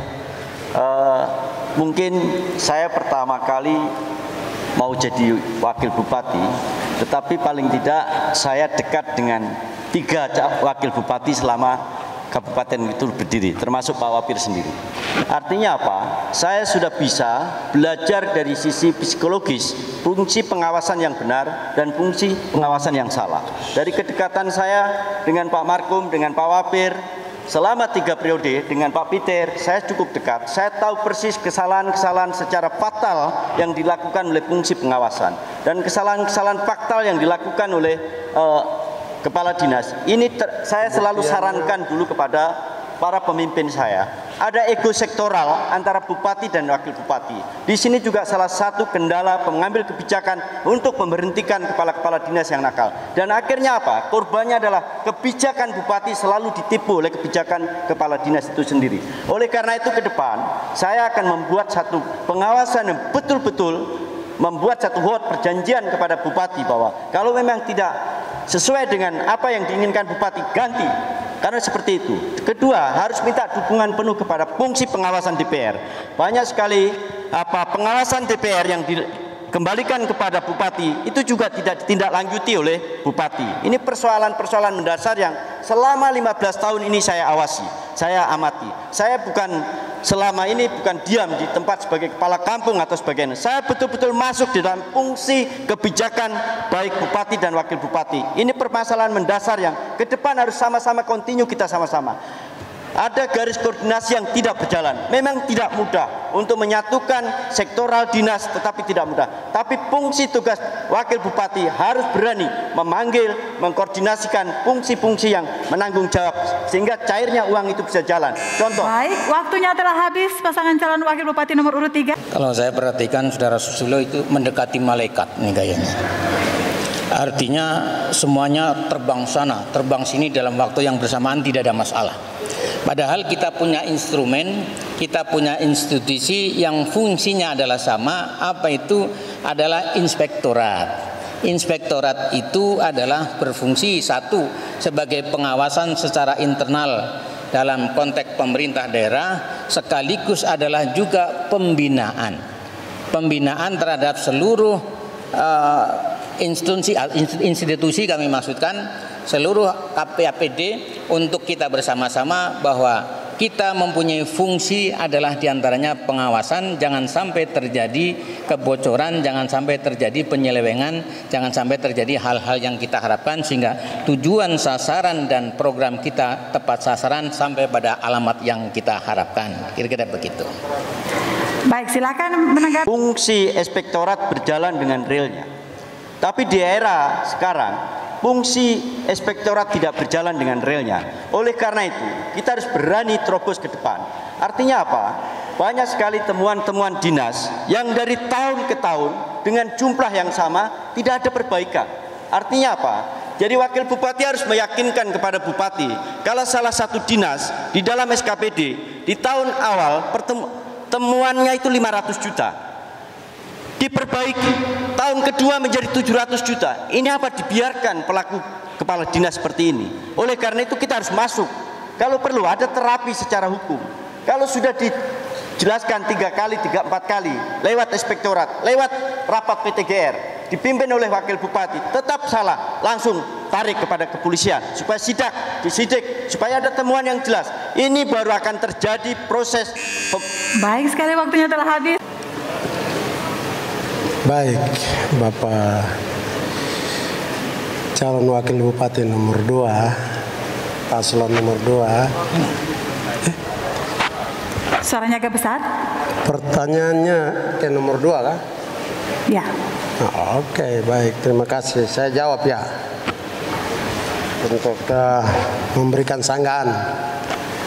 Dan saya perlu sampaikan bahwa membangun kebaikan untuk mengatur lalu lintasnya keuangan daerah atau keuangan dinas badan dan sebagainya, itu kembali takut kepada Tuhan saja. Pemimpin daerah takut kepada Tuhan, yang melakukan juga takut pada Tuhan, pasti semuanya akan jadi baik. Tapi tidak takut pada Tuhan, biar kita pengawasan. Semua dua-dua itu harus sama. Yang mengawasi, yang mengerjakan, yang mengelola, yang memimpin, semua harus takut Tuhan. Baru bisa aman dalam pengawasan keuangan daerah. Mungkin itu saja sanggahan saya seperti itu kepada Bapak calon wakil nomor 2. Baik, cukup. Saya berikan waktu kepada calon wakil nomor urut 2 untuk secara Malensius, rupanya yang beliau kedepankan itu namanya waskat, pengawasan malaikat. Jadi karena sudah dipercaya semua diawasi oleh malaikat, 01 nanti tidak perlu untuk perlu wakilnya lagi, dan tidak perlu lagi inspektoratnya lagi, karena semua sudah yakin, saya yakinnya ada pengawasan yang melekat. Pengawasan malaikat kami maksudkan. Yang kedua, saudara Malensius, hal yang tidak kalah pentingnya barangkali adalah bahwa kita selaku calon pengawas atau calon yang akan bersih-bersih, maka kita wajib hukumnya untuk bersih dulu. Sebab apa? Indonesia itu adalah solidaritasnya sangat tinggi. Apa solidaritas dalam ketidakpatuhan hukum? Kalau bos saya itu bisa melanggar, kenapa saya tidak? Ini yang saya maksudkan solidaritas ketidakpatuhan hukum. Karena itu sebelum kita bersih-bersih orang lain, marilah kita bersihkan diri kita, baru akan menjadi bersih. Baik, waktu menyangga telah selesai. Saya kembalikan kepada calon wakil bupati nomor 1 untuk menanggapi. Waktunya 1 menit. Saya kira tadi saya sudah sampaikan kepada paslon nomor 2 calon wakil. Pribadi soal pertama itu takut pada Tuhan untuk mengelola uang dan mengawasi uang. Kedua itu takut pada hukum. Hukum itu dibuat oleh manusia, Mas. Bisa diputar balik fakta. Tapi kalau takut pada Tuhan, kembali kepada iman Bapak. Terima kasih.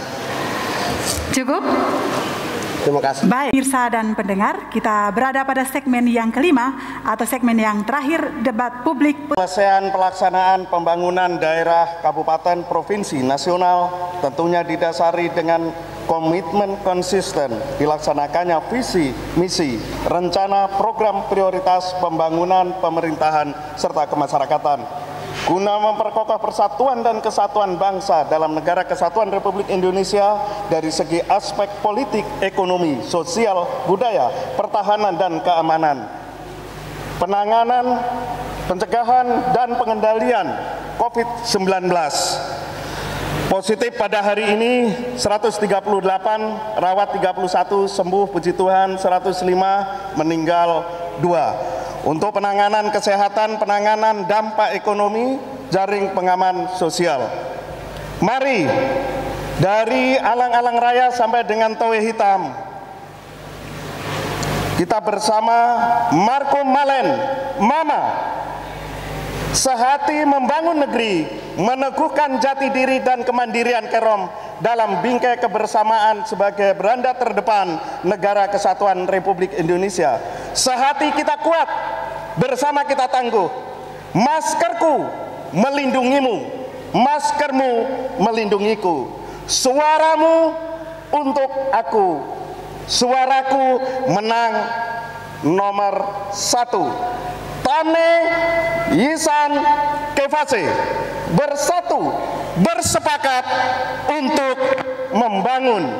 Ingat, 9 Desember coblos nomor Mana?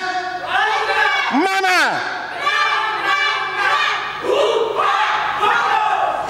Terima kasih, luar biasa. Wassalamualaikum warahmatullahi wabarakatuh. Tetap nomor 1 loh ya. 1. Menang. Baik, waktunya. Menang. Masyarakat Kerom dari Skamto sampai dengan Towe yang kami cintai, perubahan yang dinanti-nantikan akan segera terwujud. Petani akan sejahtera, guru-guru yang selama ini susah akan sejahtera, tenaga medis yang selama ini demo akan sejahtera, ASN Kabupaten Kerom yang sering mengeluh akan sejahtera. Mahasiswa Kerom yang dapat program bansos, tidak ada program beasiswa, akan dapat beasiswa. Masyarakat perbatasan akan sejahtera, NKRI akan kuat, kokoh. Sinergitas pemerintah, TNI, Polri, tokoh adat, paguyuban, tokoh agama menjadi komitmen untuk mewujudkan Kerom aman, damai, dan sejahtera. Bonum Komuni sebagai beranda terdepan negara kesatuan Republik Indonesia, rakyat sejahtera, pemerintah kuat, negara berdaulat. Untuk itu, Rabu 9 Desember 2020, semua ke TPS dengan mencoblos yang di tengah-tengah nomor urut 2, Peter Gusbager Wafir Kosasi. Seorang filosof, bahkan filosofnya filosof yang maha filosof, mengingatkan kepada kita, Tuhan tidak pernah merubah nasib suatu kaum kecuali kaum itu sendiri yang berusaha untuk mengubahnya. Demokrasi dalam suatu bangsa dan negara bukan tujuan, tapi merupakan salah satu sarana mengantarkan masyarakat yang adil dalam kemakmuran dan makmur dalam keadilan. Pilkada adalah hal yang rutin 5 tahunan, sebab itu kita perlu sikapi secara dewasa bahwa persaudaraan tetap nomor 1, nomor 2 dicoblos, nomor 3 adalah untuk teman, tetap adalah teman. Coblos nomor 2. Baik, waktunya telah habis. Pada seluruh masyarakat Kerom, jangan ragu memilih pasangan nomor urut 3. Karena berpengalaman dan terbukti dalam mengambil kebijakan-kebijakan gila. Dengan demikian, jangan lupa pada tanggal 9 Desember memilih nomor urut 3. Saya yakin kepada seluruh masyarakat dari alang-alang sampai Towe Hitam merindukan pelayanan kesehatan yang baik, merindukan pendidikan yang baik, merindukan infrastruktur yang baik. Oleh karena itu, jangan ragu Wali Susilo akan membawa perubahan independen dari rakyat untuk rakyat dan untuk rakyat. Independen akan membawa perubahan secara merata dan berkeadilan. Semoga tanggal 9 nanti seluruh masyarakat jangan ragu, tusuk nomor 3, yang lain dilupakan. Independen, Wali Susilo membawa perubahan. Ini nomor 3, ini nomor 3, ini nomor 3. Yes, yes, yes. Baik, terima kasih kita.